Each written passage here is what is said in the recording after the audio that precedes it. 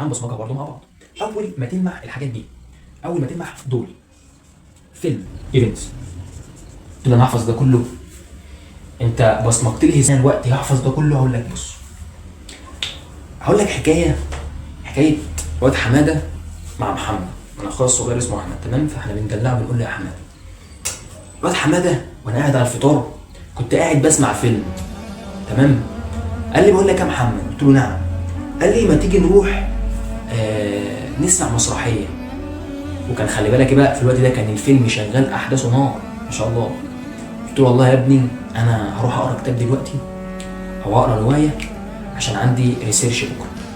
قال لي ده انت شخصيه بنت تاني. ازاي يعني؟ ايه الحكايه دي؟ بص، واد احمد الصغير اخويا، احنا كلنا كنا قاعدين بنسمع فيلم.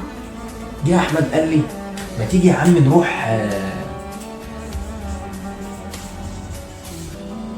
نروح نسمع مسرحيه. قلت له والله يا ابني انا مش فاضي. ليه يا عم؟ عشان انا رايح اقرا كتاب او نوفل او روايه. وخلي بالك كانت الاحداث بتاع الفيلم ده الايفنتس بتاعتي كانت نار. قال لي ليه يا عم هتقرا كتاب ولا روايه؟ قلت له عشان عندي ريسيرش. قال لي ده انت شخصيه بنت. فاحفظها كده.